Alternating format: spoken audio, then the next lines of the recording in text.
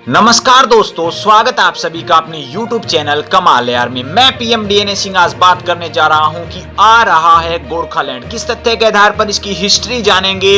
बहुत पुराने समय से यही बात चलती आ रही कि गोरखालैंड बनना चाहिए और यहां पे अभी ऐसी संभावनाएं बन रही हैं पूरी कि भारत का 29वां राज्य गोरखालैंड ही होगा। तो ऐसा किस लिए कह रहा हूं मैं, तो वीडियो के अंत तक बने रहिए। और अगर आप चैनल पे नए हो तो चैनल को सब्सक्राइब करके बेल आइकन दबा लीजिए ताकि आपको अगला अपडेट भी सबसे पहले मिल सके। तो चलिए वीडियो को शुरू करते हैं। जी दोस्तों, जो 29वां राज्य है वो यहाँ पे गोरखालैंड होगा। और गोरखालैंड कहाँ है, इसकी हिस्ट्री के बारे में जानते हैं। तो ये एक वेस्ट बंगाल का हिस्सा है। जी हाँ दोस्तों, बंगाल का हिस्सा है।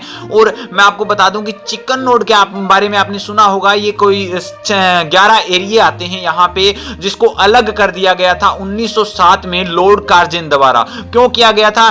क्योंकि बंगाल के 2 हिस्से बना दिए गए थे, जिसमें वेस्ट बंगाल और एक जो ईस्ट बंगाल है उसमें उसे डिवाइड कर दिया गया था। क्योंकि इन दोनों के कल्चर यहाँ पे अलग थे, इसलिए इन्हें अलग कर दिया गया था। और इसी के चलते हुए यहाँ पे सबसे पहले आवाज उठाई सुभाष गई सिंह ने। सुभाष गई सिंह ने कहा कि यहाँ पे एक गोरखालैंड होना चाहिए। गोरखाओं ने मांग करी कि यहाँ पे गोरखालैंड अलग ही राज्य होना चाहिए हमारा, ताकि डेवलपमेंट हो सके, ताकि हमारे जो हम खुद का विकास कर सकें, हमारा राज्य आगे ग्रोथ कर सके। क्योंकि अब बंगाल के अंदर ये एरिया आता है तो इतना ज्यादा डेवलपमेंट नहीं हो सकता, लेकिन अगर गोरखालैंड बनेगा तो यहाँ पे जरूर यहाँ पे डेवलपमेंट होगा। तो इसी के चलते हुए जो ममता बनर्जी हैं उन्होंने क्या किया कि इस पर आवाज उठानी शुरू कर दी। अपने चुनावी भाषणों में भी यही मुद्दा लेकर यहाँ पे चल रहे थे। तो इसी को लेकर यहाँ पे जो भाजपा है वहां पे मोदी सरकार मान सकते हैं। तो मोदी सरकार ने यहाँ पे इस मैटर के लिए 7 अक्टूबर को मीटिंग करी।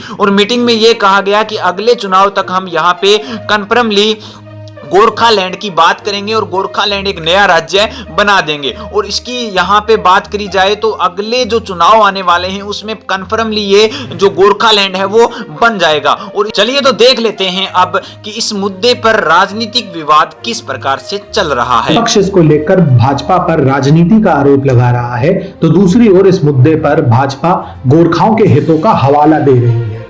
आजादी के बाद से ही ये सारा क्षेत्र बंगाल के अंतर्गत आ गया था।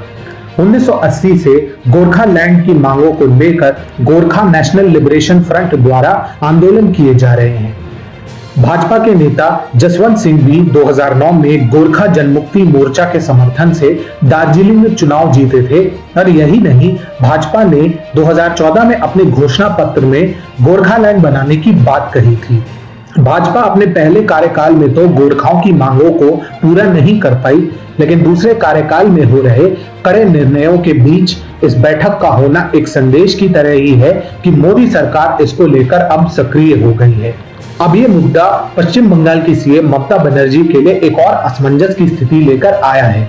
गोरखाओं के क्षेत्र में ममता को हमेशा ही हार का मुंह देखना पड़ा है। वो उन्हें अपनी तरफ लाने के लिए एनआरसी के नाम पर भ्रम फैला रही थी, लेकिन अब ये नया पैंतरा ममता के लिए 440 वोल्ट के झटके की तरह ही है। ममता लगातार गोरखाओं को लुभाने के लिए उनके समर्थन में बयान देती रही है। 2021 के विधानसभा चुनावों के लिए भी उन्होंने इसको लेकर भाजपा के विरुद्ध स्क्रिप्ट तैयार कर दी थी और भाजपा पर इसके तहत धड़ाधड़ हमले बोल रही थी। लेकिन चुनाव के ठीक पहले उनकी प्लानिंग उल्टी पड़ती दिखाई दे रही है। दार्जिलिंग के पर्वतीय क्षेत्र में गोरखालैंड की लंबे वक्त से मांग उठती रही है। स्वयं भाजपा के सांसद राजू बिष्ट ने भी जल्द से जल्द इस मुद्दे को हल करने की बात कही थी, जिसके बाद ये बात सामने आई थी जो मोदी सरकार 70 साल पुराने अनुच्छेद 370 के मामले को हल कर सकती है तो वो इस मुद्दे का भी अंत कर सकती है। चलिए तो दोस्तों, आज के लिए इतना ही। आगे कोई नया अपडेट मिलता है तो फिर आपके सामने हाजिर होंगे। तो वीडियो को लाइक कीजिए, शेयर कीजिए और अगर आप चैनल पे नए हो तो चैनल को सब्सक्राइब करके बेल आइकन दबा लीजिए ताकि आपको अगला अपडेट भी सबसे पहले मिल सके।